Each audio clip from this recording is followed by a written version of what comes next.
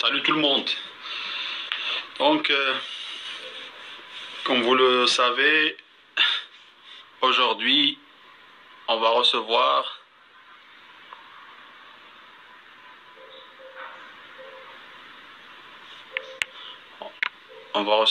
Simon Lombard.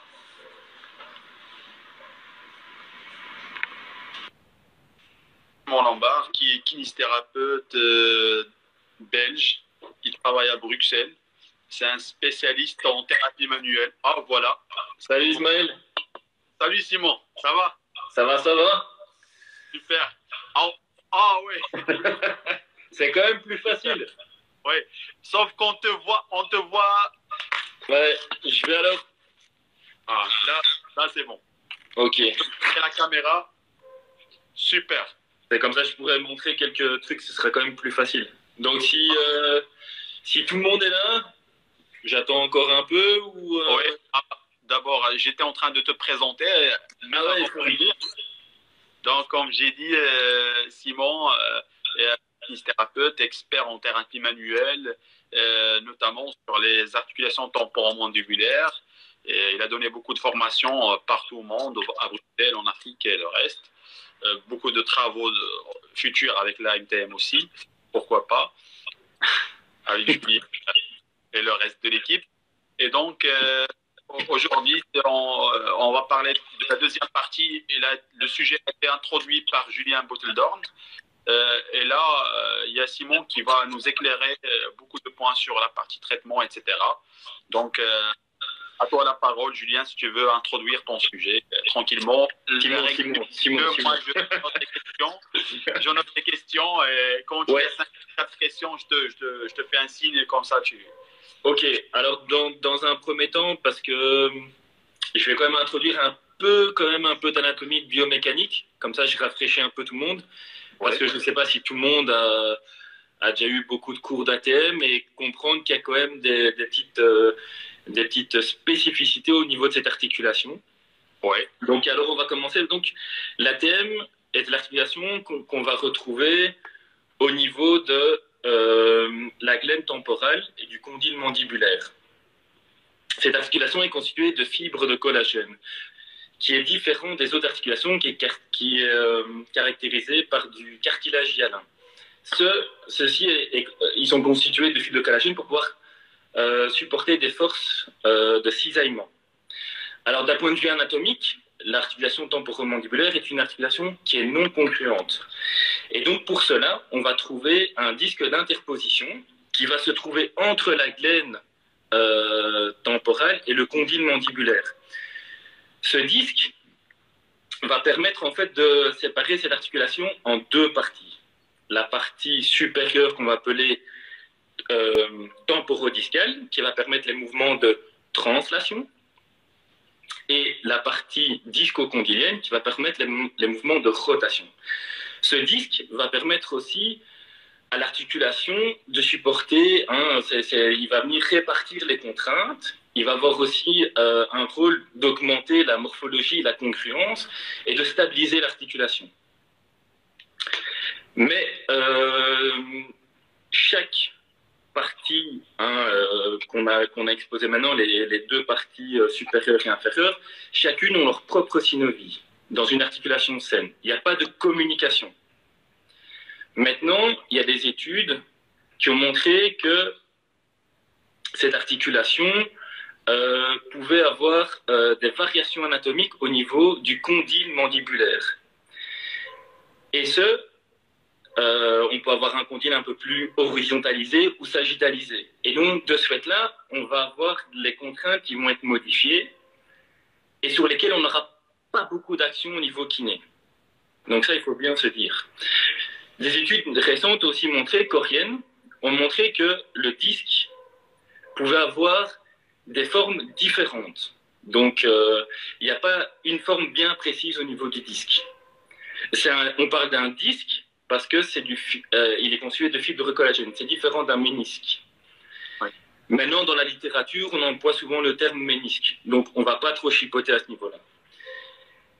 Et donc, on a remarqué que le disque avait des formes différentes et que par exemple chez un même individu, gauche-droite, on peut avoir un disque différent. C'est pour ça que tout ce qui est discoplastie au niveau ATM a toujours été quasi un échec total. Parce que le corps humain est tellement bien fait que quand il fait quelque chose, il le reproduit qu'une seule fois. Maintenant, pour revenir un peu à ce disque, qui est vraiment très important et qui va nous intéresser dans les troubles de temporomandibulaire, c'est que ce disque est stabilisé par la capsule articulaire, qui est une continuité du chef supérieur du muscle ptérygoïdien latéral, que je vais préciser tout à l'heure. Alors ce disque, antérieurement, il va être attaché, donc ce disque, antérieurement, il va être attaché en antéro-interne par le ptérygoïdien latéral et antérieurement et latéralement par le masséter, par des expansions du masséter.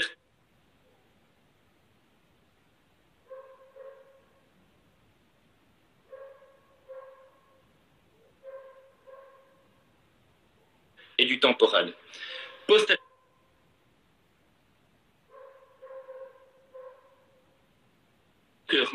et ça c'est sûr,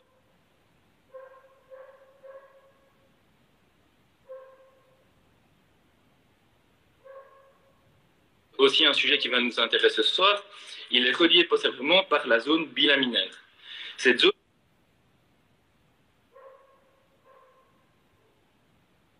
bilaminaire est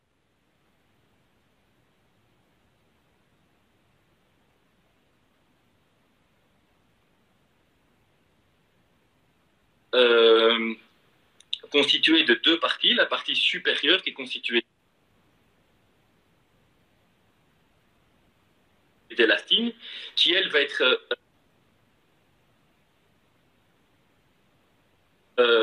étirée lors de la translation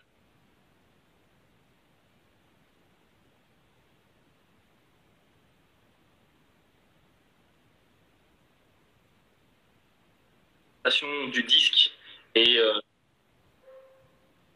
du condyle mandibulaire, et la partie postérieure, la partie inférieure, pardon, est constituée de fibres de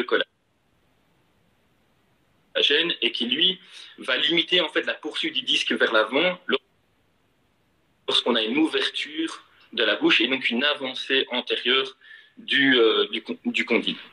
Ouais. Ensuite, le disque, il est peu vascularisé et il n'est pas innervé. Il est constitué, il y a trois parties, et ce qui nous intéresse très fort, c'est que la partie postérieure est très épaisse. Ça, c'est d'un point de vue articulaire. D'un point de vue musculaire, les principaux muscles qui vont vraiment nous intéresser ce soir, c'est, je vais essayer de bien me mettre ici, de ne pas dire de bêtises et de ne pas me tromper dans les orientations, c'est le masséter. Le masséter, il possède deux chefs. Un chef superficiel qui a une orientation plutôt oblique vers le bas et le dehors, qui va partir au niveau de la partie antérieure et inférieure de l'arcade zygomatique en direction de l'angle de la mandibule. Son chef profond part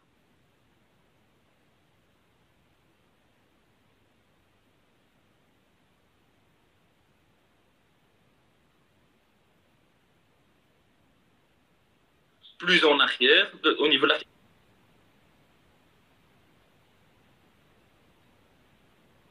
zygomatique, et un trajet plutôt vertical.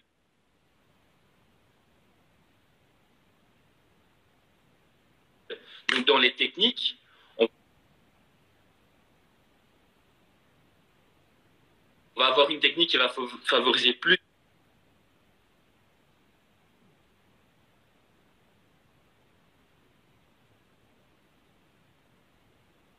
la partie superficielle et une partie qui va intéresser plus la partie profonde. Donc c'est intéressant de diviser ces deux feuillets.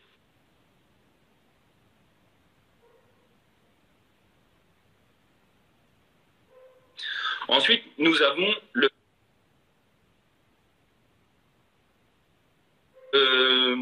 muscle temporal.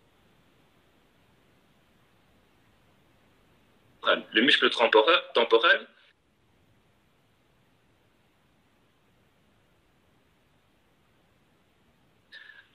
est divisée en 3 parties. Une partie antérieure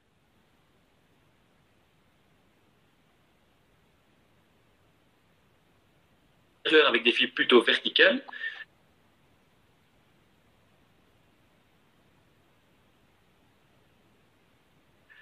Une partie intermédiaire, plutôt avec des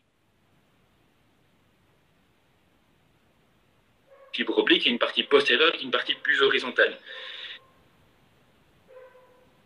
Ces 3 vont former un tendon commun qui va passer en arrière de l'arcade zygomatique pour s'insérer au niveau de ce qu'on appelle l'apophyse coronoïde. Donc vous avez le condyle mandibulaire, l'apophyse coronoïde, qu'on va aller chercher en intrabuccal. Ensuite, alors je ne sais pas si on le verra bien ici. C'est clair, ouais, c'est clair. C'est qu'ici, on a la fosse ptérygoïdienne, avec le processus pyramidal de l'os du palatin. C'est là qu'on va retrouver le ptérygoïdien médial, qui va aussi épouser la lame médiale la face médiale de la lame latérale, et qui lui va avoir une orientation similaire au masséter, qu'on appelle souvent masséter interne.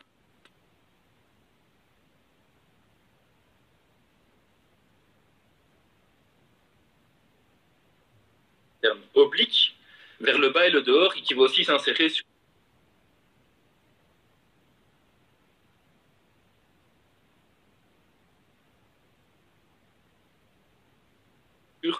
l'angle inférieur de la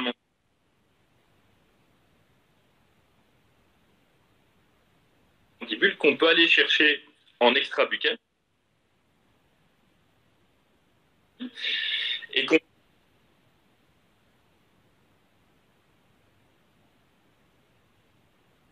peut essayer d'aller palper en intrabuccal. Ensuite, le muscle le plus important dans cette région,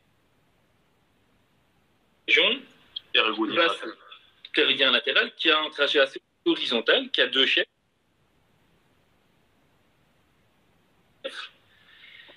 Son chef supérieur qui lui part du tiers supérieur de la face latérale de la lame latérale et qui va s'insérer au niveau du disque. Et son chef inférieur qui s'insère aux 2 tiers inférieurs de la lame latérale, de la face latérale de la lame latérale, et qui lui va s'insérer sur le col du condyle. Après, je ne sais pas si ça peut intéresser les gens, pour bien comprendre, les mouvements de la mâchoire sont assez spécifiques. On a une manœuvre d'abaissement où c'est tout ce qui est les muscles sus- et sous-hyoïdiens qui vont travailler. Tout ce qui est fermeture de la mâchoire, c'est tout ce qui est masséter, temporal, thyroïdien, latéral, chef supérieur du latéral et thyroïdien médial. Ensuite, on va avoir des mouvements, ce qu'on appelle de diduction. Donc, c'est quand on met la mâchoire sur le côté. Ce qu'il faut bien comprendre, quand on fait ce type de diduction, si je fais une diduction droite, gauche pour vous, mais droite pour moi, je vais mettre mon temporal droit en action, mes 2 masséters, mon ptyroïdien médial et latéral, hétérolatéral en action. Et donc, c'est ce qui va nous permettre parfois, quand on veut travailler un peu en concentrique ou en isométrique ou en excentrique, au niveau de cette mâchoire. Donc, il faut bien comprendre le mouvement et quel muscle est en action. Dans tout ce qui est protraction et rétraction, je ne vais pas rentrer dans les détails à ce niveau-là, mais voilà, on va aussi avoir du digastrique, par exemple. Donc ça, c'est pour un petit rappel anatomique. Maintenant, dans ce qui va nous intéresser ce soir, donc quels sont les facteurs lésionnels au niveau de la mâchoire, au niveau de l'ATM? On va surtout avoir tout ce qui est stress. Donc l'hypertonicité musculaire,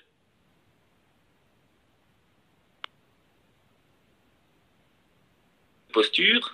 Donc Julien avait parlé de la relation l'ATM et posture.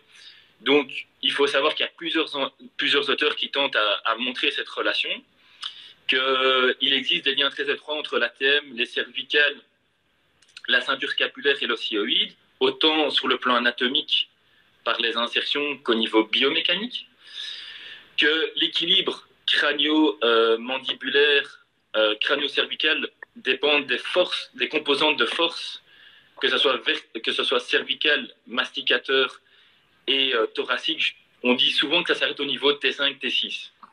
Plus bas, il y a des études qui ont montré, une étude américaine sur des enfants entre 10 et 18 ans, ils avaient analysé des enfants avec des problèmes de mâchoire et ils avaient analysé le corps de chaque enfant jusqu'à l'antériorisation d'un bassin, un valgus du pied, et ils ont bien montré que, en ayant suivi ces enfants sur une dizaine d'années, que la mâchoire n'avait un effet que sur la partie au niveau thoracique, jusqu'à la ceinture scapulaire. Il y a beaucoup d'études coréennes qui montrent l'impact entre les cervicales et les ATM, mais par contre, il y a des études, parce que les gens ils vont lire aussi, je suppose, il y a des études brésiliennes qui montrent qu'il n'y a aucun impact, que la posture n'a aucun impact sur l'ATM. Mais voilà, ça c'est... j'ai vu une ou deux études, mais il faut le savoir. Maintenant, il y a des auteurs qui disent que la mandibule doit s'adapter au déplacement de la tête et de la ceinture scapulaire par rapport à la posture. Alors, il y a des schémas qui ont été faits, mais aucun schéma est démontré. Maintenant, il faut qu'il y ait vraiment une harmonie au niveau des tensions, que ce soit musculaire, hyoïdienne et masticateur. Ce qui est aussi, c'est que Deborah Falla, petite parenthèse par rapport à ça, j'ai fait la formation de Deborah Falla, qui a fait beaucoup d'études sur tout ce qui est cervicalgie, a montré que la stabilité cervicale dépend à 20% de ce qui est aussi ligamentaire et 80% au niveau musculaire. Maintenant, ce qu'il faut savoir aussi, c'est que beaucoup d'auteurs s'attachent beaucoup à l'osioïde au niveau de la posture, qu'il faut qu'il y ait un équilibre entre les muscles sus et sous-hyoïdiens, que parfois on parle de pathologie ascendante et descendante, comme je l'ai dit,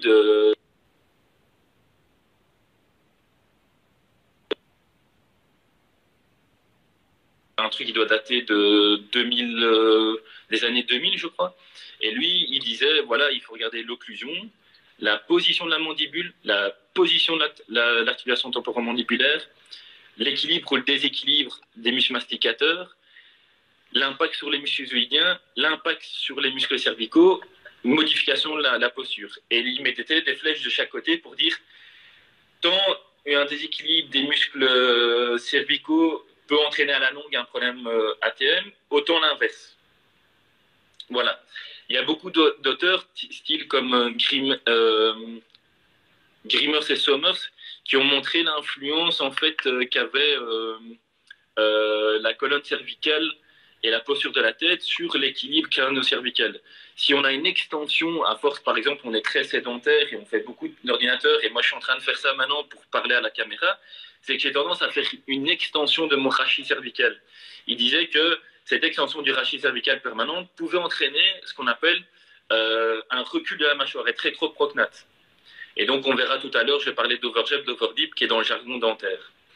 Maintenant, Landouzi, en 2008, a sorti une étude qui dit que 50% des gens qui ont des cervicalgies ont un trouble ATM associé.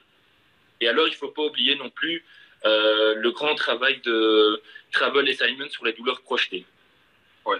Donc ça, c'est de manière très globale et sur la posture et tout, ce qui peut engendrer comme problème. Donc, on précisera ça dans la prise en charge. Maintenant, dans les facteurs lésionnels, il y a aussi tout ce qui est traumatisme, que ça soit direct, fracture, luxation mandibulaire qui va être différente d'une luxation discale. Donc une luxation mandibulaire, c'est le condyle qui va passer le condyle temporal, donc qui est vraiment luxé. Alors là, il y a une manœuvre pour remettre. Maintenant, je pense que parfois on est plus à même, nous, à le faire que des urgentistes. Donc moi, ça m'est déjà arrivé une ou deux fois de le faire. Je dis pas que mon t-shirt est sorti vivant de tout ça. Hein. J'étais trempé parce que c'est quand même un certain stress de remettre une mâchoire quasi en place. Il y a aussi la malocclusion. La malocclusion, c'est quelque chose d'assez fréquent. Vous allez voir que vous pouvez avoir beaucoup de gens qui arrivent dans votre cabinet avec... ils ont suivi un traitement dentaire ou chez l'orthodontiste. Et parfois, le problème, c'est la surcorrection. Donc on va mettre un appareillage dentaire, des plaquettes, tout ça.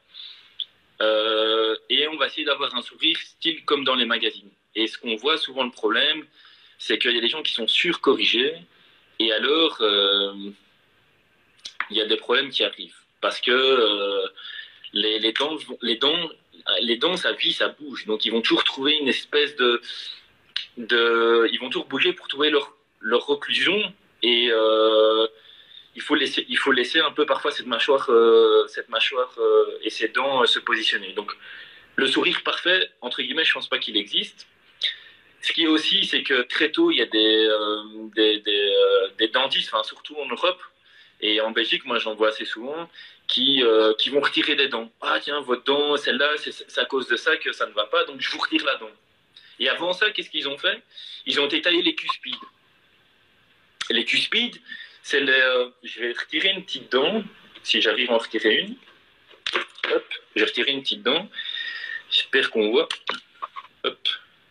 Les cuspides, c'est en fait les petites parties que vous voyez ici au-dessus. Ça, c'est ce qu'on appelle les cuspides. Et dans les 3/4 du temps, il y a des dentistes qui s'amusent à tailler ces cuspides. Un truc à ne jamais faire. Une fois que c'est fait, c'est irréversible. Et ça va entraîner à quoi? Ça va entraîner à l'usure de l'émail. Et qu'est-ce qu'on va voir après? C'est souvent des gens chez qui on va voir, souvent sur les incisives supérieures ou souvent inférieures, quand on regarde, quand on est au-dessus du patient, on va souvent voir ça. Et puis moi, je regarde aussi les supérieures. C'est qu'on voit souvent, on dit, tiens, les gens, il y a plus ces petites, on voit des petites vagues comme ça, ils ont plus ça. C'est des gens où on voit une partie jaune. C'est-à-dire qu'en fait, qu'est-ce qu'on voit? On voit déjà la pulpe de la dent. Donc la dent est déjà attaquée. Donc il n'y a plus d'émail. Ce qu'on voit, le blanc autour, c'est la dentine.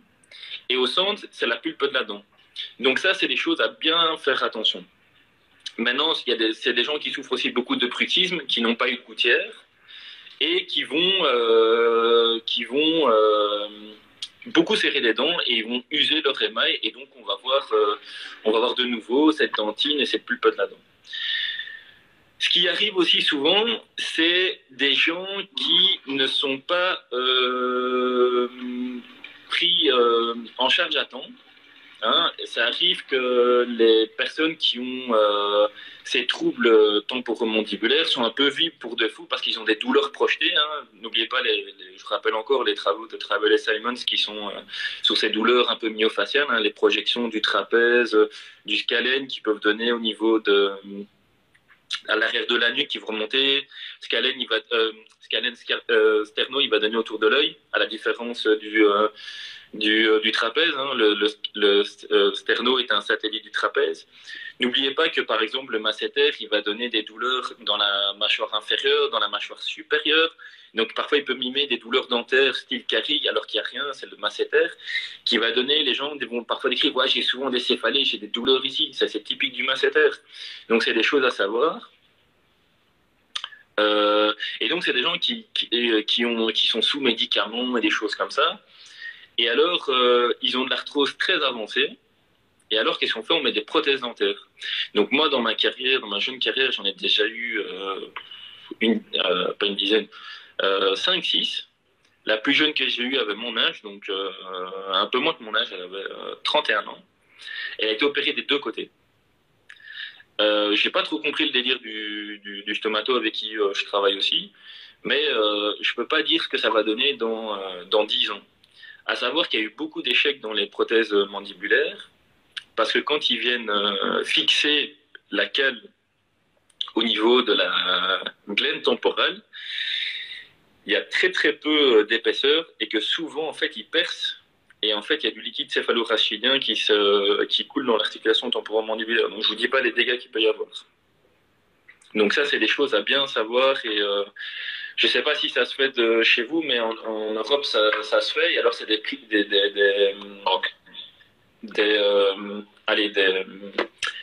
c'est fait sur mesure en fait, c'est fait en 3D. Ça s'envoie aux États-Unis, ils font le bazar, mais voilà, les résultats, je peux pas vous dire. Moi, j'ai des patients que je traite avec ça. Moi, je trouve que ça amène beaucoup de soucis au niveau cervical. J'ai des patients qui développent des arthroses cervicales, je trouve, assez rapides. Et alors, surtout, c'est que l'autre côté compense. Parce que souvent, elles sont parfois unilatérales. Alors, le médecin, le stomato qui les place et avec qui je travaille, il décide maintenant d'opérer les deux côtés. Même si le côté parfois est sain, il va trouver quelque chose, il va opérer. Donc voilà, ça, il faut faire très, très, très, très attention. Alors, maintenant, ce qui va nous intéresser ce soir, c'est ce qu'on appelle les lésions discales.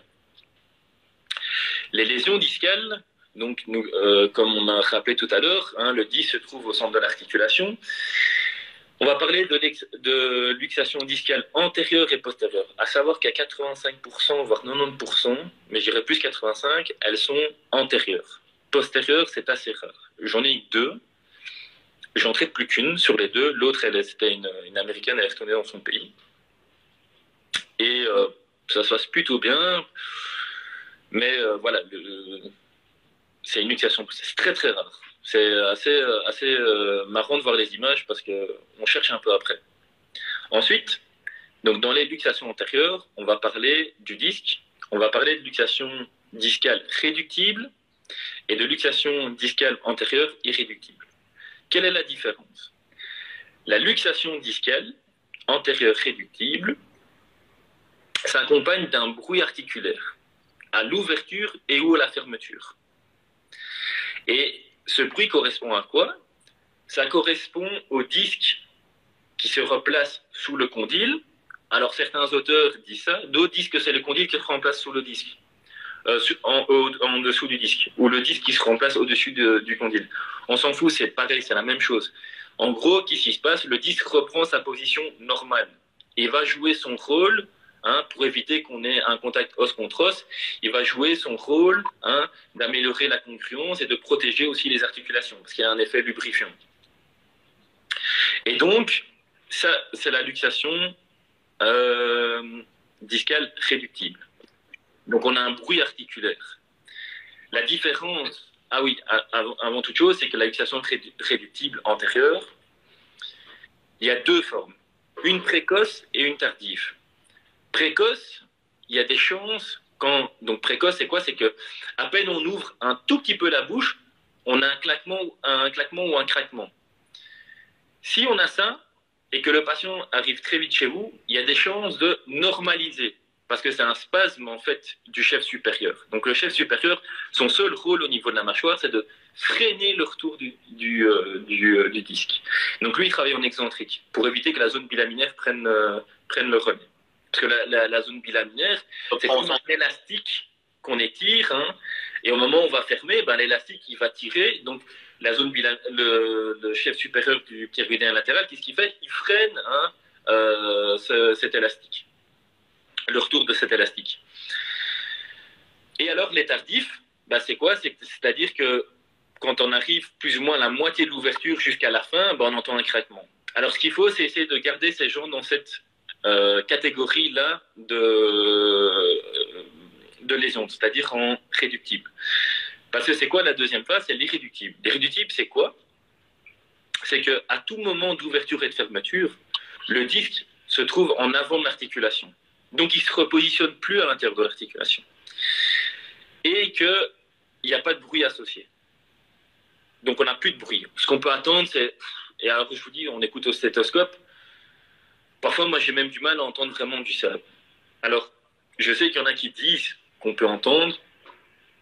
Moi, j'ai des stomatos qui me disent, Simon, parfois, moi, j'ai besoin de l'imagerie. Et c'est vrai que d'entendre des bruits de ça, parfois on place mal le stéthoscope, il y a les cheveux. Je vous dis, parfois c'est pas toujours facile. Donc je vais pas dire qu'on peut entendre dans tous les cas. Mais un signe qui est très clair de quelqu'un qui est irréductible, c'est que ce sont des gens qui ont une limitation de l'ouverture qui est assez étonnante. Et quand ils essayent d'ouvrir un peu, on va voir qu'en fait il y a un côté... La mâchoire va dévier naturellement, en fait. Donc, je schématise. Si, par exemple, moi, j'ai une limitation à droite, donc vous, c'est de l'autre côté à gauche, je vais ouvrir et je vais ouvrir comme ça. Ma mâchoire va se dévier vers la droite. Pourquoi? Parce qu'en fait, j'ai plus ce mouvement de translation, du fait que mon disque se trouve en avant et m'empêche de faire la translation. Tout ce que je peux faire, c'est de la rotation. Donc l'ouverture de la mâchoire, hein, c'est j'ouvre, j'ai de la translation, rotation, et puis j'ai encore de la translation. Il y en a même qui parlent que la deuxième et la troisième phase, on peut parler ça de transconduction. Voilà, après c'est certains auteurs, moi je suis juste clinicien, donc moi j'explique sur ce que je lis, je vous explique les deux façons. Mais ce qui est sûr, c'est que quand on a une déviation, par exemple ici dans mon cas à droite, c'est que j'ai que de la rotation et je n'ai plus de translation. Donc il faudra restaurer cette translation. On récupère de ça. On peut récupérer, on peut remettre une amplitude et vivre très bien. Surtout, ce que je vais vous dire aujourd'hui, les ATM avec les stomatos avec qui je travaille, sur les luxations discales, on essaie de plus opérer du tout. On opère juste les cas où ça se bloque, où c'est impossible où la personne est bloquée en ouverture. Et donc, on ne sait plus rien faire et là, on opère. Mais tout ce qu'ils ont essayé, hein, discoplastie, ils ont retiré du chef supérieur, ils ont mis du matériel, tout ça, ça a merdé. Tout a merdé. Et un des stomatos avec qui je travaille, ça fait 15 ans qu'il n'opère plus une ATM pour des troubles liés au disque. Il n'opère plus, c'est fini. Donc voilà. Et parfois, dans certaines opérations, comme Julien expliquait, pour les rétroprognates et tout, parfois ça arrive que des gens n'ont pas de luxation discale et après ce type d'opération, ils ont une luxation. Donc, ce qui se passe aussi, hein, en parlant de comment ça peut arriver, les luxations discales, parfois vous êtes sain, hein, il y a des gens qui vivent avec des luxations, ils sont asymptomatiques à vie. Hein. Donc ça, il faut bien se dire. Et il y a des gens qui, par exemple, ont porté un appareil dentaire et ils font les réglages chez l'orthodontiste. Et l'orthodontiste, parfois, il va serrer la plaquette, il va serrer, il va tirer. Mais à chaque fois, ça entraîne des petites avancées de la mandibule. Il y a des gens, systématiquement, même quand on enlève les dents de sagesse, ils ressortent de là avec des luxations antérieures réductibles. Allez, je dirais à ma main coupée 4 gens sur 10. C'est fréquent. Donc ça, c'est des choses assez importantes. Maintenant, je ne sais pas trop s'il y a des questions. Oui, il y a 3 questions. Vas-y, dis-moi. Okay. Comme ça, je réponds déjà à ça et je ne laisse pas trop traîner. Oui. Première question, est-ce que le défaut de convergence visuelle, pourrait impacter les ATM?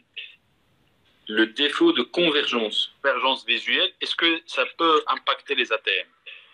Parce qu'il y a un lien avec les vestibules, etc. Les défauts de convergence peuvent avoir des déviations. Est-ce que ça peut impacter aussi les ATM ou non? Bon, difficile à dire parce que par rapport à la stabilisation du regard, tu me dis. Hein. Ouais. Mais si, par exemple, on sait très bien que le rachis cervical est divisé en 2 entités. Donc, on a le rachis supérieur et le rachis inférieur et que les mouvements ne sont pas systématiquement les mêmes. Est-ce que... Question vague. Oui, c'est un peu vague parce que je ne peux pas vraiment dire, mais pour ma part, je dirais que, par exemple, ça ne va pas entraîner une déviation directement au niveau entraîner une luxation. Mais je pense que si, par exemple, notre horizontalité n'est pas bonne, due à notre vision peut-être, et qu'on a tendance à avoir une position en extension du rachis supérieur avec peut-être une inclinaison, ça peut engendrer des tensions musculaires et peut-être, par la suite, engendrer un problème de tension. Et est-ce que ça va créer un spasme? Il y a un moment où vous allez ouvrir la bouche et avoir une luxation discale?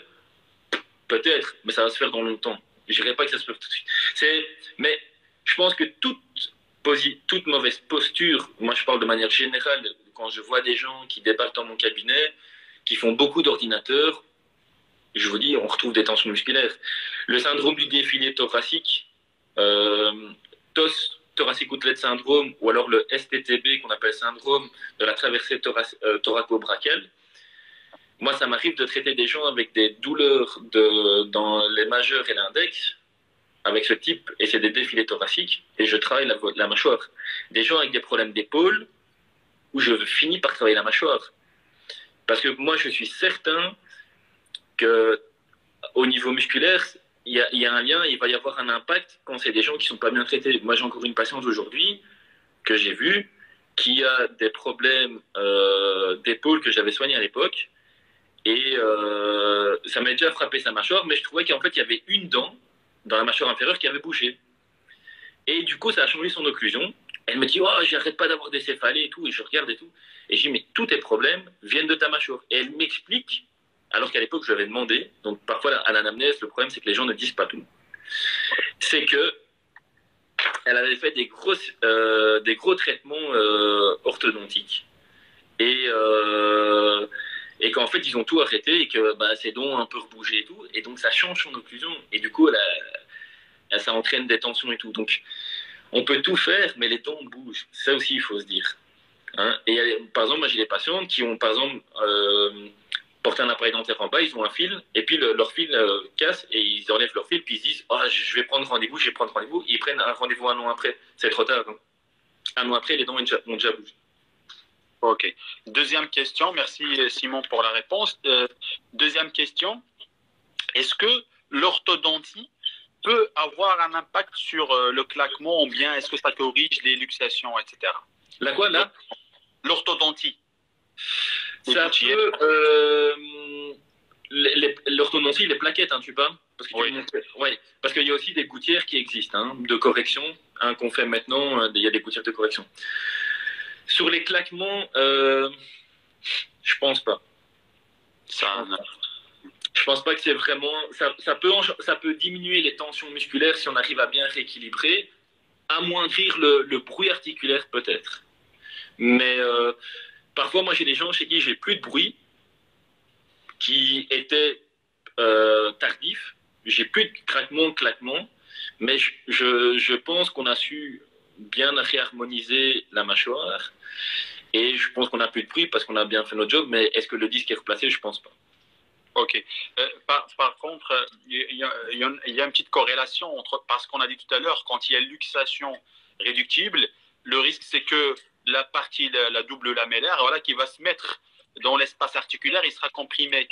Et donc là, quand on met la gouttière, on met par exemple à 4 mm ou un truc comme ça. Donc ça va aider, par compression appui antérieure, un petit peu aider à décomprimer le...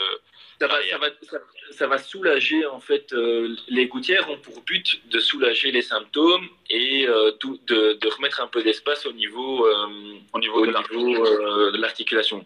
Maintenant, encore une fois, il ne faut pas exagérer dans la hauteur des gouttières. Oui. Tout est lié au niveau de la viscoélasticité. Hein.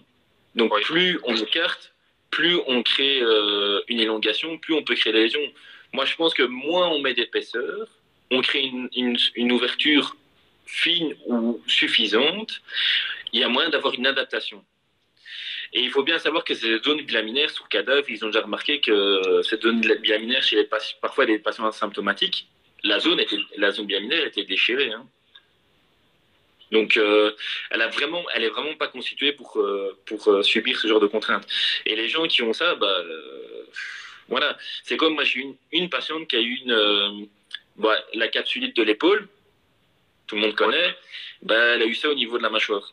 Alors, je peux vous dire que là, vous ramez. Hein. Moi, franchement, on a tout essayé. Hein. On lui a fait fumer des joints. Je peux pas dire ça pour vous, mais on lui a dit de fumer des joints parce qu'elle prenait un dérivé du cannabis, ce qu'on vend maintenant, là, tous ces trucs-là. On lui a donné des médicaments hyper puissants. C'était un médecin en plus. Hein. Eh ben, il n'y a rien qui fonctionnait. Et en fait, 9 mois après, les douleurs ont commencé à s'estomper. Elle avait en fait, quand on voit son occlusion, elle n'a pas une bonne occlusion, elle avait des craquements, mais elle était asymptomatique, donc elle n'a jamais rien fait. Très bien. Merci Simon. Troisième question, c'est par rapport, est-ce que le masséter peut provoquer un blocage au niveau d'une tension du masséter? Est-ce qu'il peut être à l'origine du blocage? Oui, parce que par ces expansions, en fait... Toi, tu avais fait la formation avec moi et on avait montré qu'en fait, il y avait des expansions du masséter et du temporal et qu'il y a des luxations. Alors, dans les luxations antérieures, on va parler d'antérieur pur, on va parler de luxation antéro-interne. Donc, antérieure pure et antéro-interne sont les plus fréquentes. Oui. Je connais plus le pourcentage en tête. Et parfois, on a des antéro-externes, parce qu'en fait, on a vu récemment qu'il y avait des expansions du temporal et du masséter. Et vu que le disque s'attache latéralement au niveau des condyles, et qu'il y a des expansions, bah oui, parfois, parfois le masséter peut être responsable de certaines douleurs. Très bien. C'est une articulation qui est encore en pleine étude. Hein.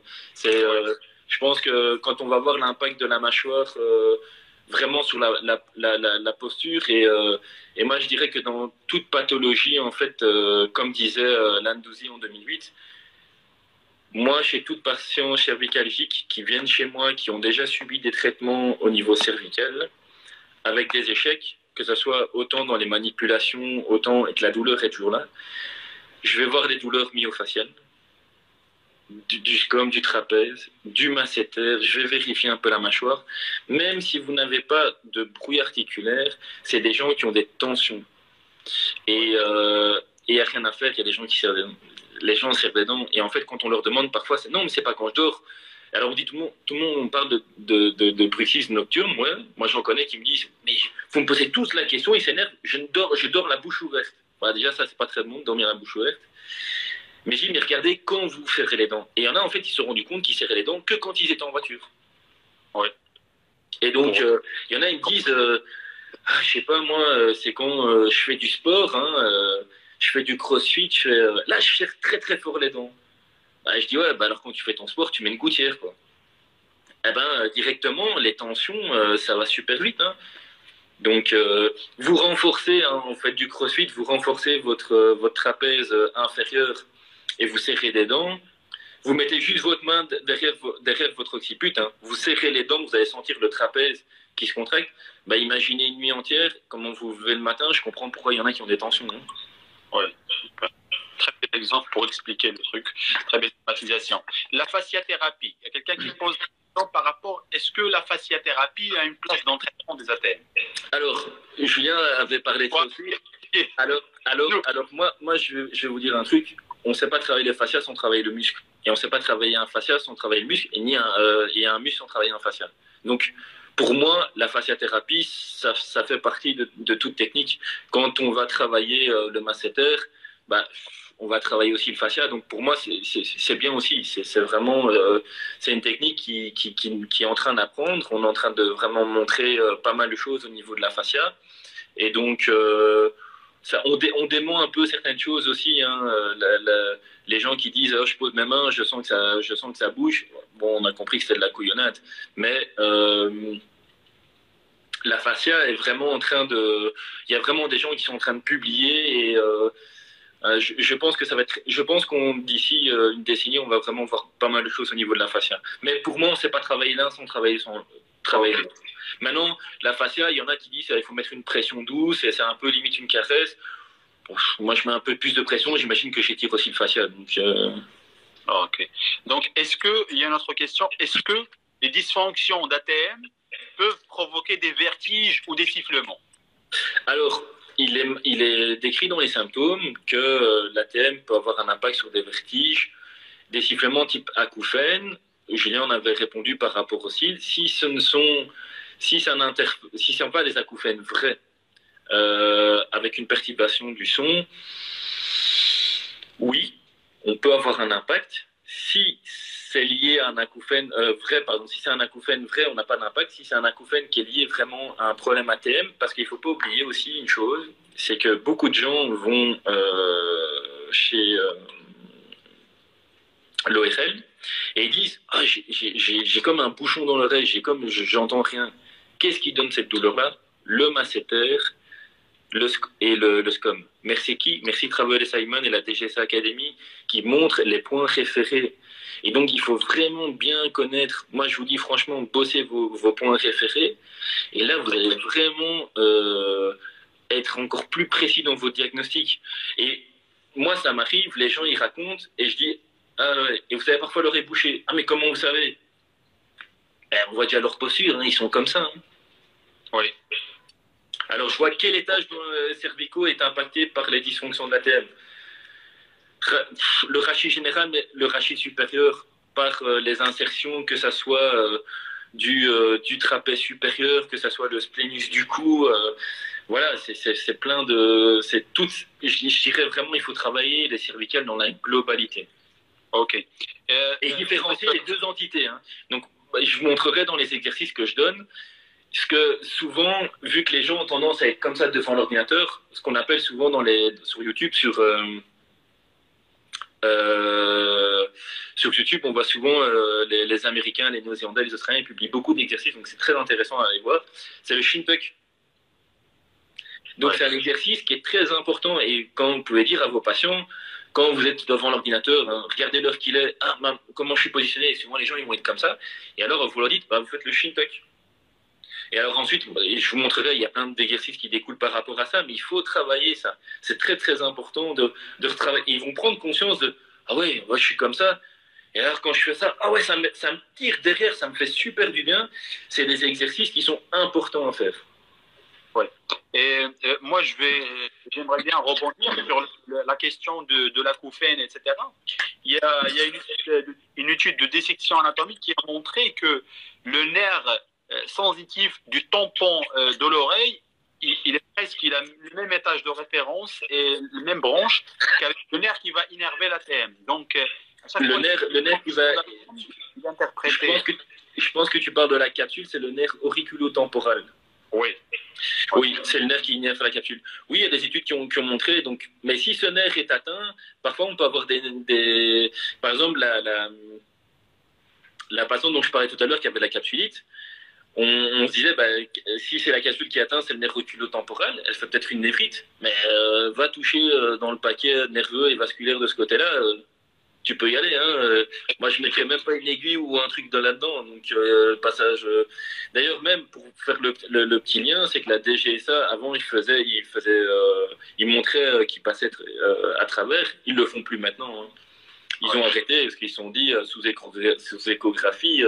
Mais qu'est-ce qu'on a fait? Enfin, c'est vraiment dingue. C'est vraiment une articulation qui va vraiment dépendre, encore une fois, de la morphologie du condyle mandibulaire, de la forme de la glène. Voilà, il y a plein de trucs à voir. Voilà, c'est assez intéressant. Et alors, à savoir aussi, je ne vais pas être féministe, mais ça touche 3 femmes pour un homme.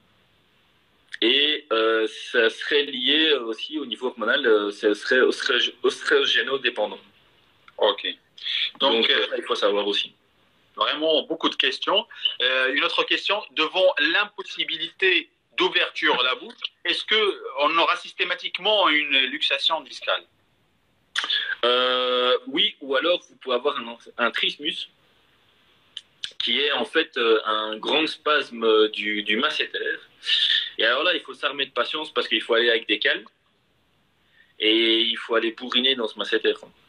Mais alors souvent, ça c'est en milieu hospitalier. Je dirais que moi, j'ai jamais eu vraiment de... J'ai eu des gens avec des ouvertures limitées. J'en ai encore une tout à l'heure, mais qui a été opérée. Son chien l'a cogné. On a la deuxième séance, on récupère, petits exercices. C'est la plupart du temps les urgences avec des inhalations de sédatifs, etc. pour faire voilà. Je dirais qu'il y a des choses, c'est vraiment plus... les trismus, c'est vraiment au milieu hospitalier. Et voilà, mais bon... là, c'est la dame, elle souffre. Il faut savoir aussi, hein, moi, je tiens à dire un truc, c'est que les problèmes ATM, le traitement ATM, il faut bien préciser aux patients, c'est pas une partie de plaisir, hein, c'est pas des massages, c'est pas on est à la plage, on se fait masser avec des huiles essentielles. Hein. Ils vont avoir mal, ils vont pleurer, ça arrive. Mais s'ils veulent gagner, c'est que comme ça. Ouais, très clair. Donc, une autre question, voilà, très carrée.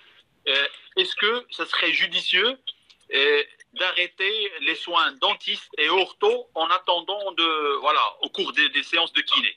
Est-ce qu'il faut donner, par exemple, si on a des tensions, etc., si le patient fait en parallèle des soins dentistes et ortho, est-ce qu'il faut les arrêter ou les continuer? Alors, moi, ce que je dis souvent, souvent c'est l'inverse. Souvent, par exemple, avec les stomatologues avec qui je travaillais au début, ils disaient arrêtez la kiné pendant le traitement ortho et dentiste. Et donc, moi, j'ai appelé le stomato que je connaissais bien et que je connais bien et je lui dis écoute, pourquoi arrêter? Je lui explique que si on est arrivé à un état d'apaisement maintenant, si elle commence à mettre des plaquettes, ses dents vont bouger. Donc son occlusion va être modifiée. Ça va modifier aussi l'orientation des forces musculaires. Donc ça peut créer des nouvelles tensions. Et je lui dis, tu veux mieux quoi? Que je vois un de tes patients une fois toutes les 2 semaines, 3 semaines, mais qui ne prend pas un médoc et qui va bien. Je dis, tous ceux que tu as vus maintenant, j'ai les ai traités comme ça. En fait, je les voyais en cachette sans te le dire. Et en fait, maintenant, il dit plus d'arrêter. Il dit, vous continuez. Et parfois, je dois l'expliquer à l'orthodontiste qui, alors parfois, vu que tu es le kiné, ben, il te rabat un peu. Mais bon, le patient, au final, il t'écoute parce qu'il a plus confiance en toi, qu'il s'intéresse à ses problèmes, que l'orthodontiste, bah, vous avez mal de tête. Bah, c'est rien, prenez un médoc. Non. Toi, tu sais les douleurs projetées et tout. Et donc, si on explique bien et qu'on est bien clair et qu'on dit, voilà, ça va changer l'orientation des forces, et votre occlusion, moi, je vous dis que si on continue, on se voit une fois toutes les 2 semaines, il n'y a aucun souci. Moi, je continue le traitement, mais c'est pas, je leur dis, hein, moi, je gagne pas votre vie, je gagne pas ma vie en vous soignant une fois par semaine. C'est pas mon truc. Moi, ce que je veux, c'est que vous n'ayez plus de douleur. Il faut vraiment avoir de l'empathie aussi. Hein. Ce qui est très important, c'est l'empathie et bien comprendre le problème et bien les rassurer. Et si on les rassure, voilà, je dirais que c'est bingo. C'est vraiment, les gens vont avoir confiance en vous, ils vont vous écouter. Oui. Une autre question, quelqu'un qui me pose une question par rapport aux exercices. Est-ce que vous avez des exercices à proposer pour le bruxisme? Je vais faire ça dans mon bilan. Donc, si on reprend un peu vite fait, un peu la prise en charge. Donc, je vais montrer quelques techniques et en même temps, je vais montrer des techniques au niveau des exercices à la maison. Oui. Parce que il faut donner, par exemple, les gens souvent qui souffrent de bruxisme, on va voir aussi qu'ils ont une mauvaise posture. Donc, il ne faut pas travailler simplement que les exercices de bruxisme, il faut aussi travailler la posture. Oui. Parce que généralement, c'est des gens qui ont des mauvaises postures. Donc, dans la prise en charge d'un patient, on fait une anamnèse classique. Dans l'anamnèse classique, ce qui est toujours bon à savoir, c'est ce qu'il fait comme métier. Alors, 3/4 du temps, bah, s'il fait un métier de bureau et tout, bah, les questions vont découler. Donc, les signes cliniques d'un problème ATM, c'est des douleurs au niveau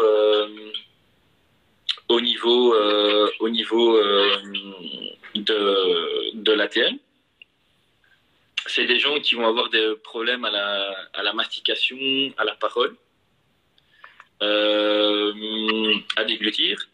C'est des gens aussi qui vont avoir une limitation d'ouverture parfois. C'est des douleurs projetées, des céphalées, des bruxismes, des acouphènes. Et alors, on va demander aussi s'ils n'ont pas eu des antécédents, genre de whiplash. Parce que ce qu'il ne faut pas oublier dans les whiplash, c'est que souvent, on montre des schémas dans les whiplash où, quand la tête part en arrière, la tête part avec. La mâchoire part avec, la mandibule part avec. C'est faux, la mandibule, elle va vers le bas. Et donc, maintenant, en Belgique, aux urgences, ce qui est très important, c'est en cas de tout whiplash, les stomatos ont demandé qu'on fasse systématiquement un scan, une IRM des ATM. Parce que 3/4 du temps, c'était des patients qui arrivaient avec des troubles, qui avaient des luxations discales, suite à leur whiplash. Et un whiplash, il ne faut pas attendre 24 heures. Il faut pas attendre 24 heures pour les traiter. Il faut les traiter rapidement. Pourquoi? Deborah Falla a montré dans son étude que si on n'agit pas dans les 24 heures, on a déjà un turnover entre les fibres de type 1 musculaires en type 2. Donc les types 1 sont les endurantes et les 2 sont les rapides. Donc plus grande fatigabilité. Et donc si on a des troubles après un whiplash, on peut développer des problèmes ATM par la suite. Surtout s'ils étaient asymptomatiques. Donc vous voyez le raisonnement qu'on peut avoir. Donc il y a des gens qui sont asymptomatiques, il suffit qu'ils aient un bête accident de whiplash et ça peut engendrer leur problème ATM. Donc c'est des choses à bien savoir. Maintenant au niveau testing, quand on va... j'ai oublié mon pied à coulisses, c'est con. Donc quand on va... je vais vous montrer, on n'a pas besoin forcément de pied à coulisses. Vous avez des abaissements. Qu'est-ce qu'on va faire comme mesure lors d'un bilan articulaire? On va regarder d'abord, on va demander au patient de sourire.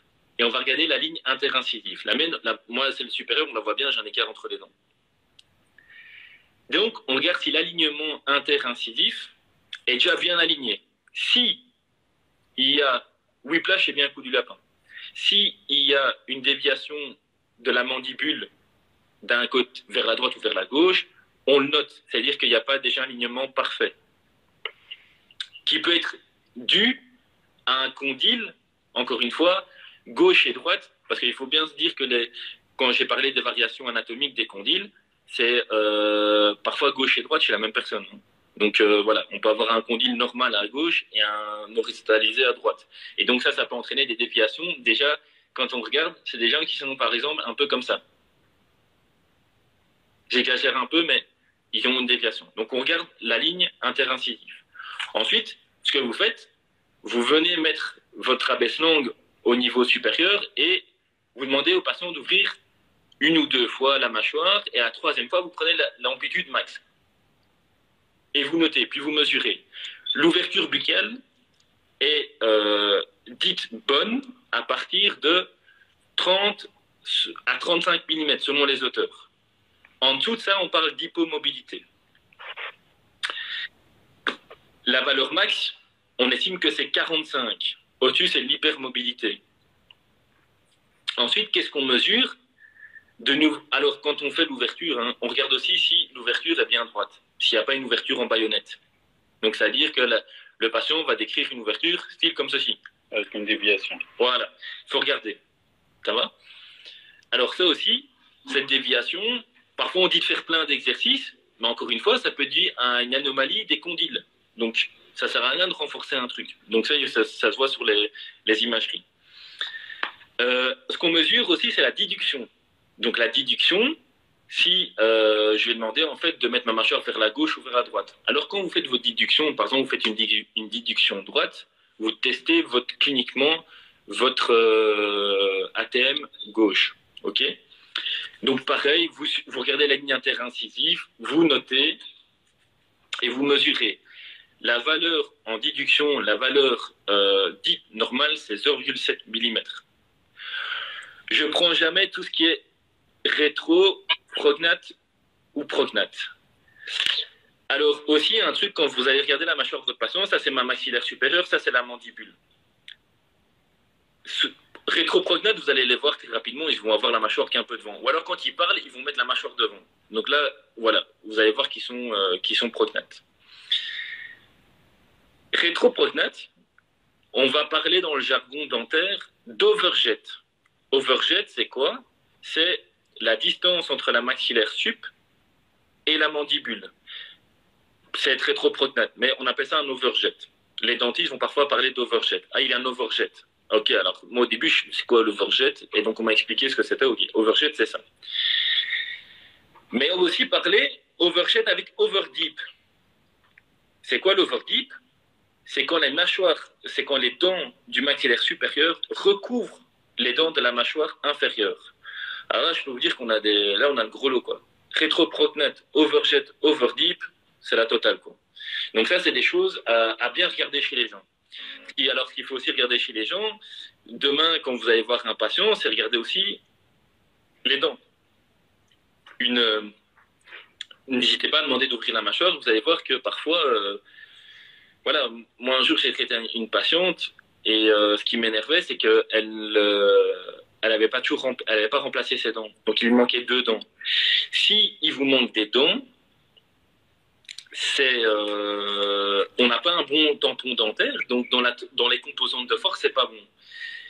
Dans les problèmes ATM aussi, ce qu'il faut, c'est que les gens fassent le nécessaire pour qu'il y ait un très bon tampon dentaire. Ça, c'est très important. Et je voulais rajouter un truc sur le tampon dentaire, mais je reviens plus dessus. Donc, overdeep, c'est pas trop profond, en fait. Parce que je vois que Hassan pose une question. Oui, vous pouvez la noter. Overdeep, c'est simplement en fait que les dents, c'est pas profond, c'est que les dents de la mâchoire supérieure recouvrent en fait les dents inférieures. Est-ce qu'on a les dents c'est un surclassement en fait. On va simplement dire ça. Qu'est-ce que je voulais dire? Je voulais parler d'un truc sur les tampons dentaires, mais voilà, traiter quelqu'un qui ne remplace pas les pertes de dents, parfois c'est cause perdue quoi. Moi, je vous dis, j'ai une dame, elle avait toute une rangée à droite, elle voulait rien faire. Bon, et à un moment donné, on va dire stop. Hein. Donc voilà, il faut vraiment bien prendre conscience de ça. Et si les gens veulent pas, ben voilà. Il y a des gens. En fait, la personne qui a eu ça, il faut bien savoir qu'elle a été charcutée par des dentistes et elle a une phobie totale des dentistes. Et donc elle voulait plus rien faire. Maintenant, dans les bilans, pour reprendre dans les bilans, la trajectoire, tout ça, on va venir aussi palper l'articulation, donc latéralement, voir s'il y a une douleur, postérieurement. Parfois, moi, je vais à l'intérieur de l'oreille, en fait, on peut sentir, hein, si on est en regard de l'articulation, on demande d'ouvrir, voir s'il y a une douleur lors de l'ouverture aussi. Un bilan musculaire, donc aller retrouver des douleurs myofasciales, hein, des cordons, des choses comme ça, c'est très très très important. Simon, et s'il te plaît, ça va couper dans 5 minutes. Si ça coupe, on va reprendre le live parce que les lives, ça dure que 1 heure. Je bois un coup. Non.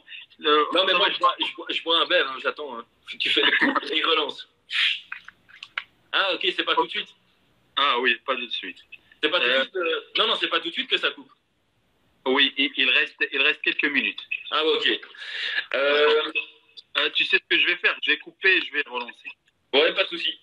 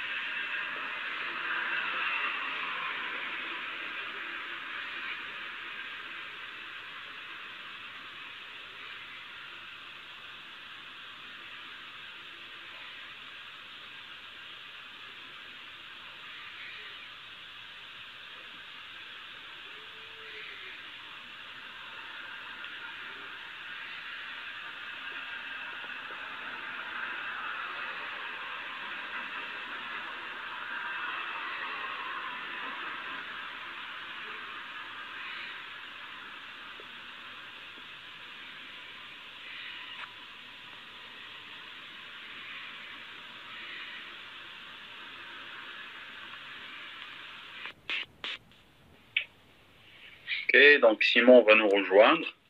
Voilà. Salut Simon. Si tu permets, je vais juste, les questions qui restent, je vais te les dire, après on continue. Ouais. Une question par rapport aux luxations du disque avec une fracture condylienne et fracture condylienne. Ok, donc Simon va nous rejoindre. Voilà. Salut Simon. Si tu permets, je vais juste, les questions qui restent, je vais te les dire, après on continue. Ouais. Une question par rapport aux luxations du disque avec une fracture condylienne et fracture condylienne intra-articulaire. Est-ce qu'on peut faire la thérapie manuelle dessus? Est-ce qu'on peut faire dans les options? Alors, déjà, est-ce que la fracture, est-ce qu'il y a un matériel de synthèse? S'il y a un matériel de synthèse, normalement, on peut travailler. Ça, il n'y a aucun souci. S'il y a fracture sans déplacement, il faut attendre la consolidation. Mais après, on peut travailler sans problème. Et il faudra travailler parce que s'il y a une fracture condylienne, il y a sans doute des tensions. Donc, on peut les travailler, ça oui.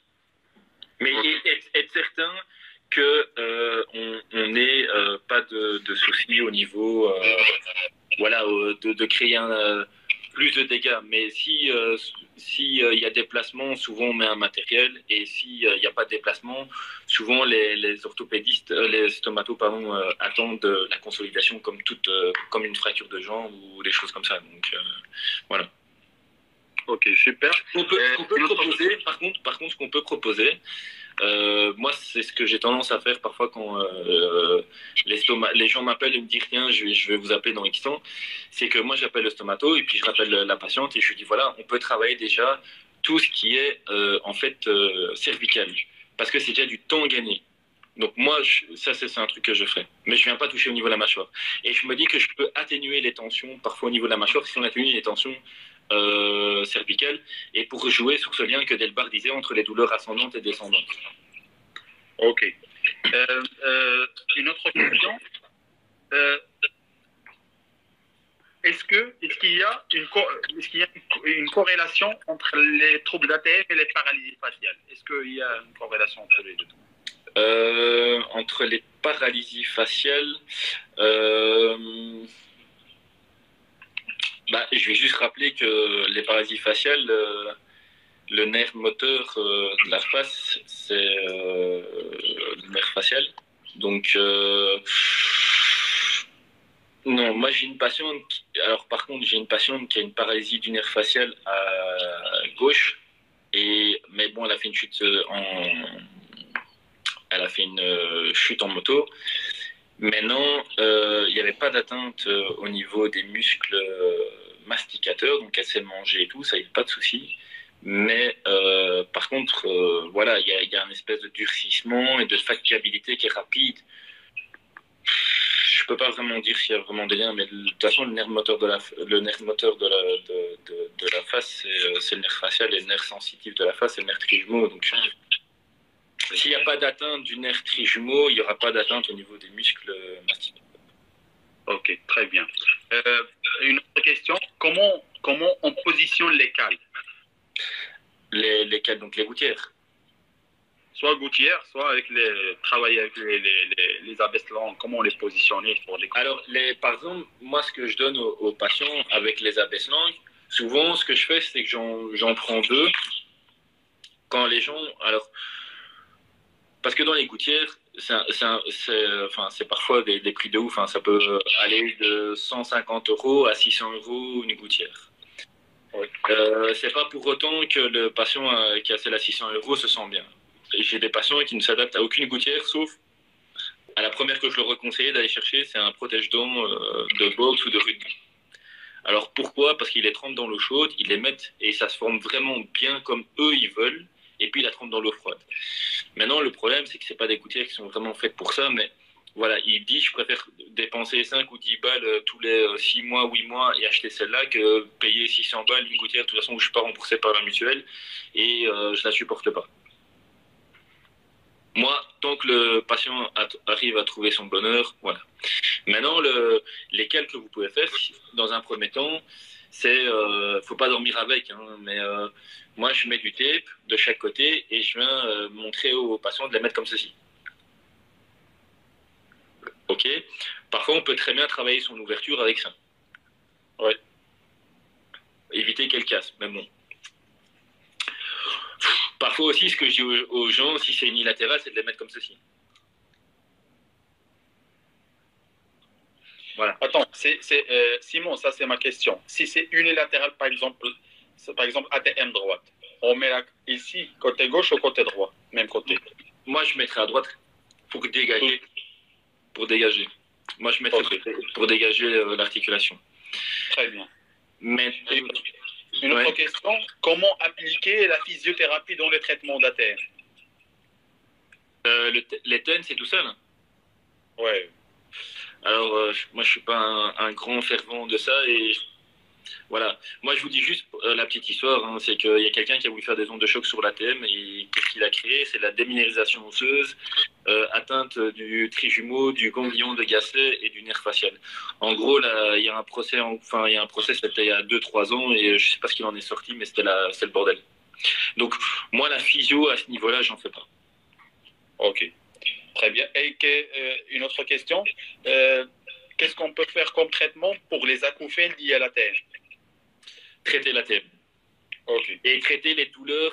Et alors souvent, les douleurs, parfois acouphènes, c'est parfois le sternocleidomastoïdien ou le masséter. Donc, il faut vraiment aller palper ces muscles, chercher des cordons. Si vous avez fait la formation dry needling, n'hésitez pas à le faire. Tout en voyant les protections hein, de la jugulaire. Et ici, n'oubliez pas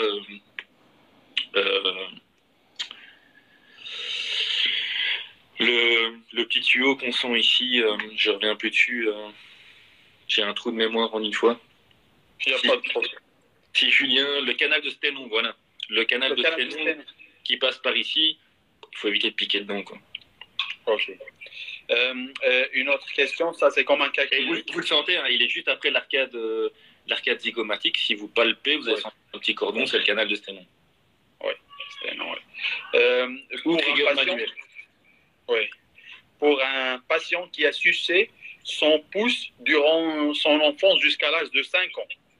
Et il a développé une pregnancy.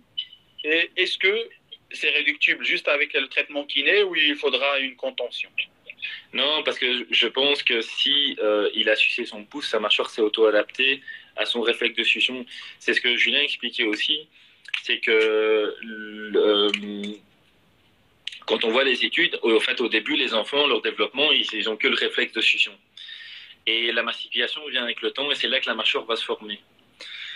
Pour moi, s'il est prognate, s'il n'a pas de douleur, je toucherai pas.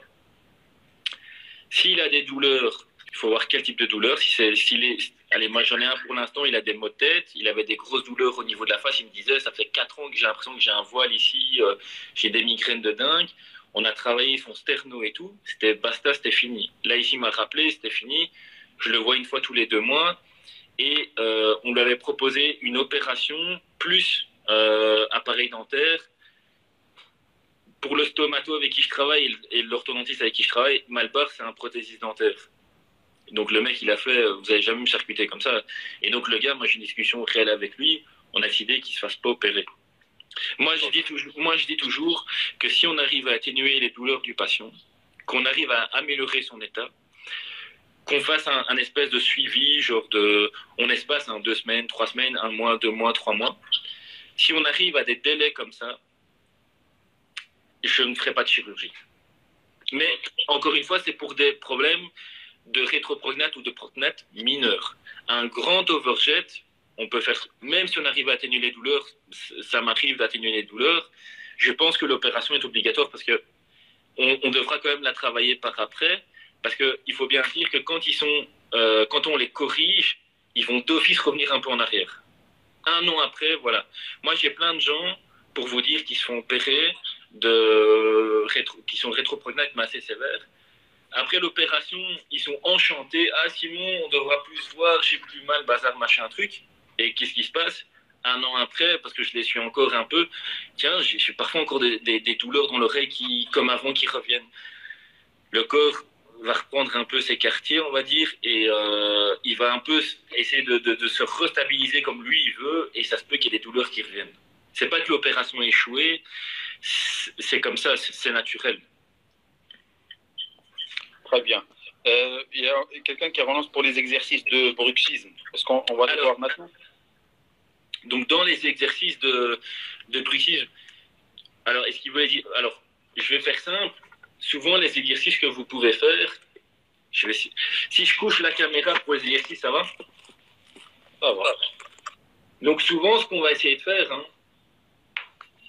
je vais essayer, hop, c'est, si tu veux étirer le masséter, tu vas prendre un appui au niveau de l'arcade zygomatique et tu vas aller chercher l'angle de la mandibule. Donc, tu vas venir mettre la paume de ta main au niveau, ton imminence ténar et hypoténar sur ton zygomatique, et avec la pulpe de tes doigts, tu vas venir sur l'angle de la mandibule.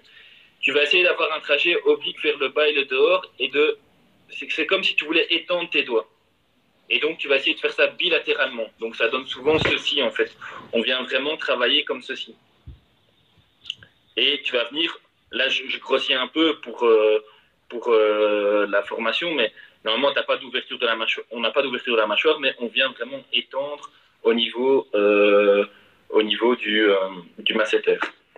Alors, ça, c'est plus un travail global. Si on veut travailler le feuillet superficiel, si on serre les dents, j'ai fait une mauvaise manip, voilà. Si on serre les dents, on sent une masse musculaire. Ça, c'est votre masséter. Et donc, qu'est-ce qu'on peut faire? C'est se mettre en avant du masséter superficiel et venir tracter vers l'arrière un peu ce masséter. Là, on va vraiment engendrer un étirement du masséter, mais plus le feuillet superficielle. Pour le feuillet profond, ce qu'on peut faire après, c'est avec votre luminance ténard-hypoténard, vous venez à hauteur juste en dessous de l'articulation, au niveau du condyle mandibulaire, et vous venez faire une traction vers le bas, et puis vous allez un tout petit peu vers l'avant, en remontant un peu les mains. Et là, vous allez créer un étirement du feuillet profond. OK? Au niveau des techniques temporales, on peut très bien, si on veut travailler le feuillet antérieur, on peut très bien avoir une prise comme ceci. Et le but, ça va être quoi? Ça va être de ramener les mains vers soi. Et donc là, on va plus créer un étirement du feuillet antérieur. Simon, tu peux décaler la caméra un petit peu pour voir. Voilà. Ouais.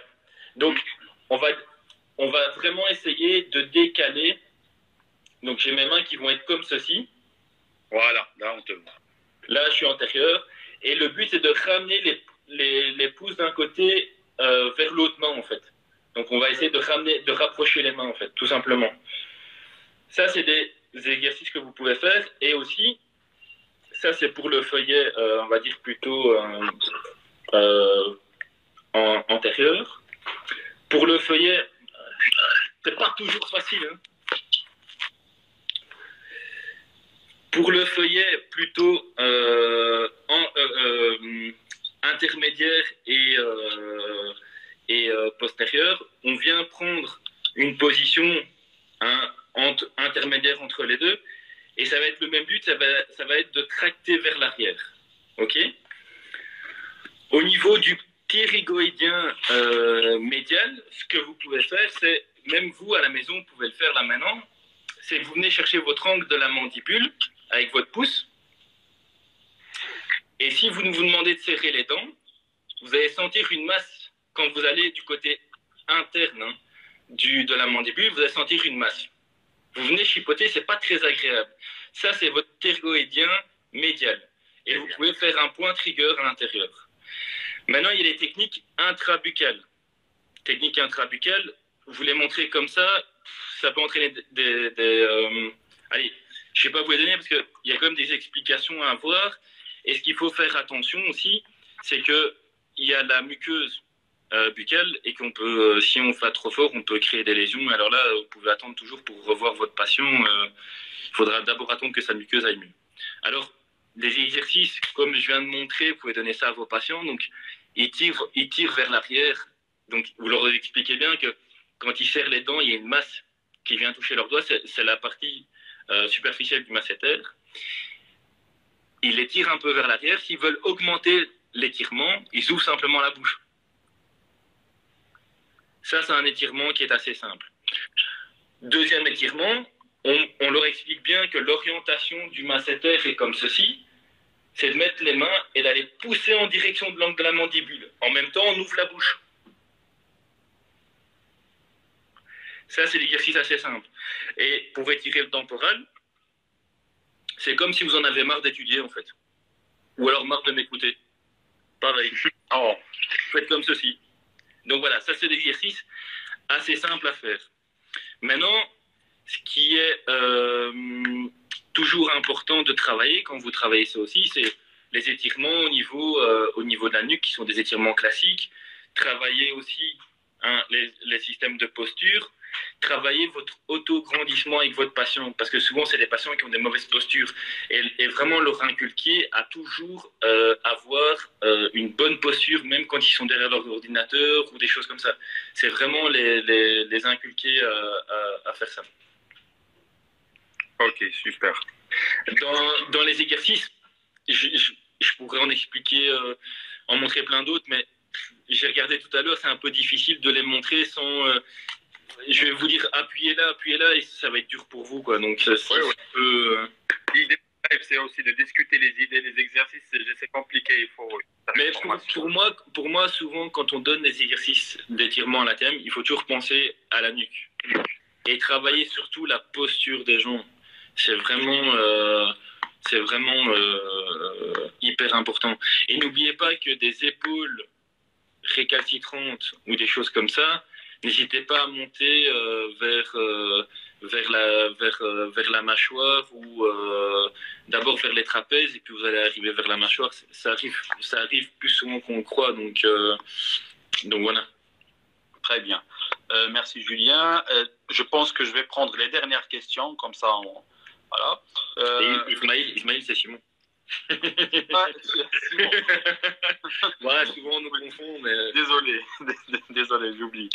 Entre nous deux, c'est que parfois je suis un peu plus beau que lui, je sais qu'il m'écoute, donc je l'emmerde. Ah ouais. moi j'ai des cheveux, pas lui. Ah, lui, il devient chauve, c'est bon, c'est fini pour lui. Julien, je t'aime. Qu'est-ce que vous proposez comme exercice pour la luxation réductible du disque antérieur? Est-ce qu'il y a un exercice à proposer? Il n'y a pas vraiment d'exercice. Par contre, ce qu'il faut donner comme conseil, ça je voulais te dire tout à l'heure, comme conseil aux patients, donc les gens qui présentent des luxations du disque antérieur, il faut bien leur faire prendre conscience que par exemple tout ce qui est manger du pain, de la baguette, si ça demande un effort, il faut mettre de côté, il faut préférer tout ce qui est un peu mou. Manger du chocolat, manger chiqué, il faut bannir. Si ça fait mal, on bannit. Si les gens ont mordi leur bique, pareil, il faut bannir. Manger de la viande, manger du bœuf, si ça demande beaucoup d'efforts, pareil. Ça sert à rien. Il faut pas que ça fatigue. Plus ils vont faire des choses comme ça, plus ça va entraîner cette lésion. Ok. Une autre question.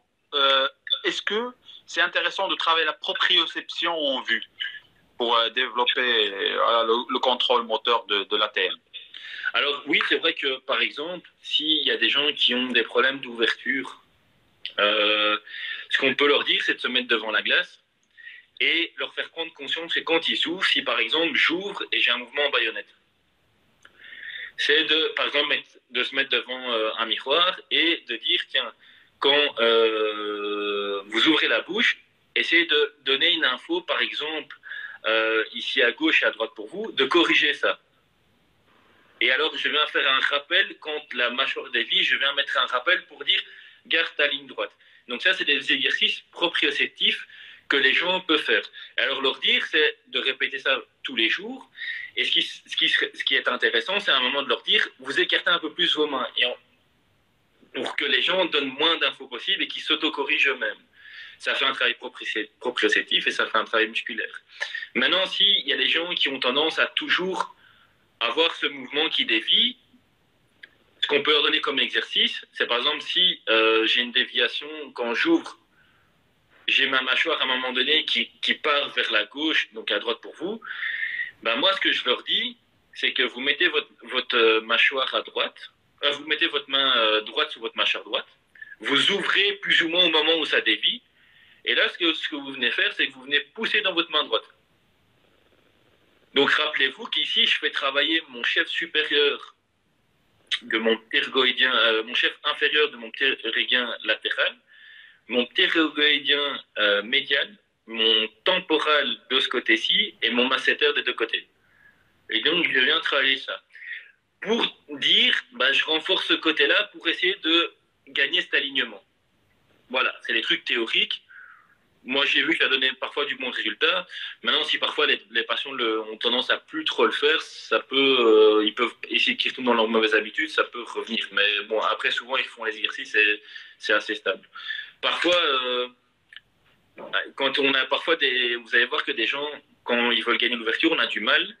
Et donc, on parle souvent de mouvements accessoires. Je ne sais pas si c'est une théorie que vous avez déjà entendue, mais les mouvements accessoires, donc que ce soit dans le genou, dans l'épaule, c'est tout ce qui est rotation. Et donc, moi, au niveau ATM, ce que je dis parfois quand il y a des gens qui n'ont pas une ouverture qui est assez bonne, je dis travaillez vos mouvements accessoires. Donc, qu'est-ce qu'est le mouvement accessoire? C'est la déduction. Et donc, souvent, je dis aux gens ce que vous faites, poussez une fois à gauche, poussez une fois à droite. Et je me dis que par ces petits jeux, on va pouvoir gagner en ouverture.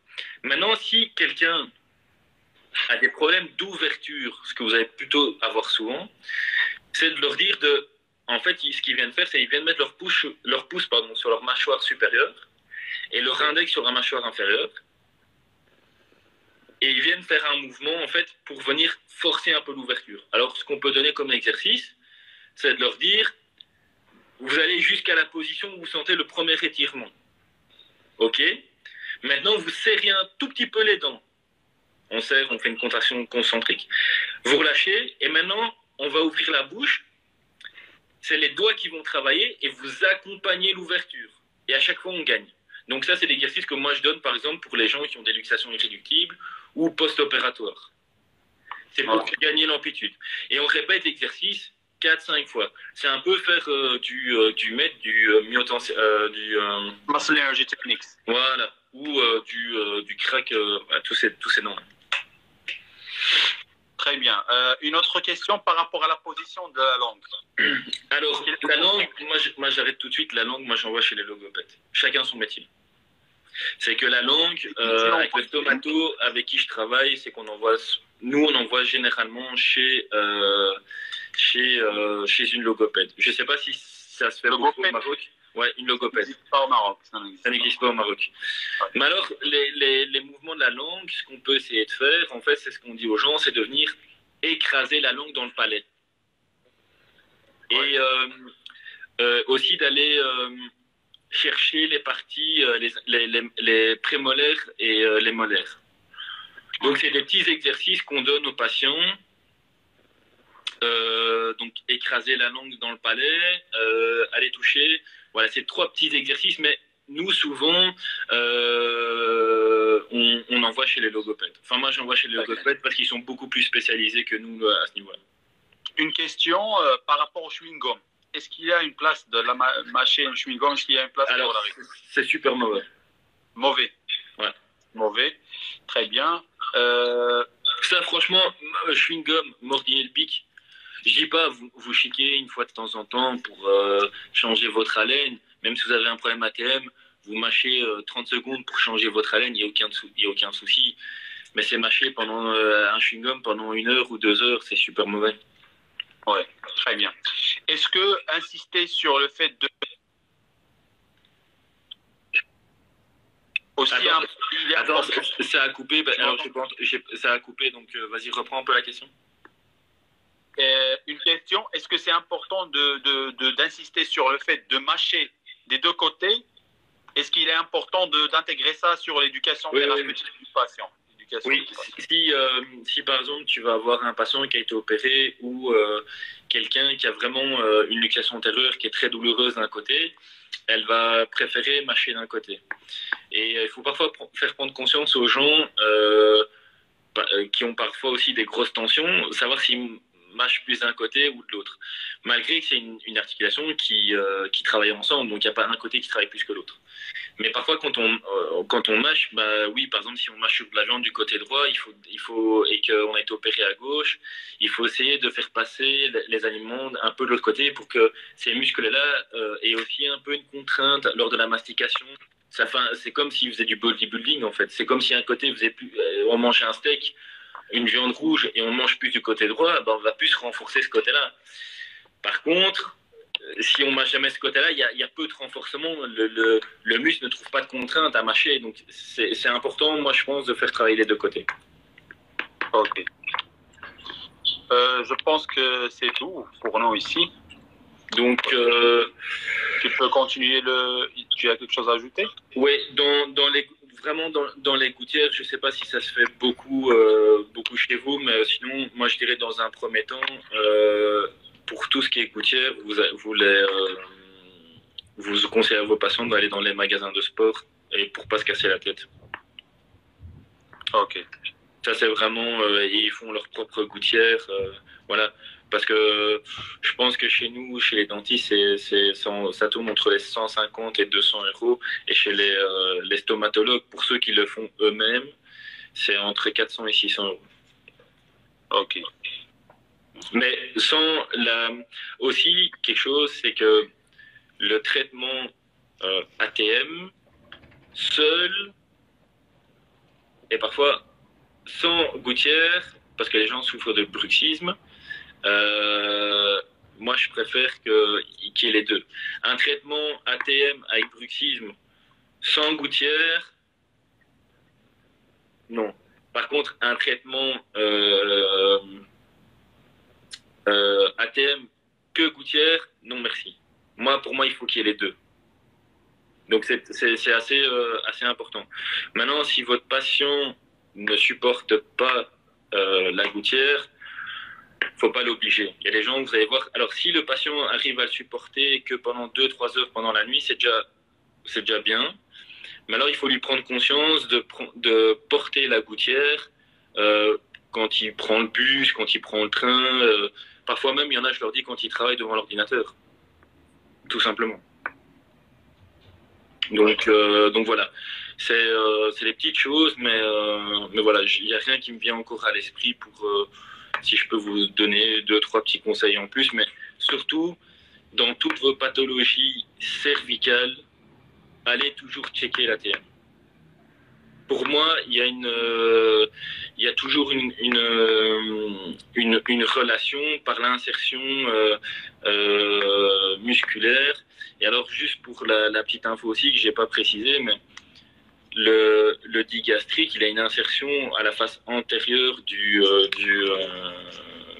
mastoïde, dans l'incisure du digastrique, on appelle ça, et que le sterno a une insertion sur la partie antérieure et latérale de la mastoïde. Ouais. Et que postérieurement, qu'est-ce qu'on retrouve? On retrouve l'insertion du splénus de la tête. Donc vous imaginez, on a cou, on a nuque, cou, ossyoïde. Et l'impact sur la mandibule. Donc il y a quand même pas mal de choses à aller voir. Super. Ben, Simon, merci beaucoup. Merci beaucoup. C'était vraiment généreux de ta part. Tu as partagé plein de connaissances, plein de démonstrations, même si c'est un live pour discuter des idées. Tu as pris la peine. Ça m'a beaucoup plu l'idée de ramener le plan de démonstration. Et vraiment, c'était riche. Tu as répondu presque à 20 ou 20 et quelques questions. Donc, 1000 fois merci à toi, à toute l'équipe. Et très prochainement, on organisera un autre live avec toi, avec Julien, pour d'autres thématiques. Donc, keep in touch. Merci beaucoup, merci à tout le monde. Allez, à bientôt. Salut. À bientôt, bien confiné. Ciao. Allez, salut. Salut.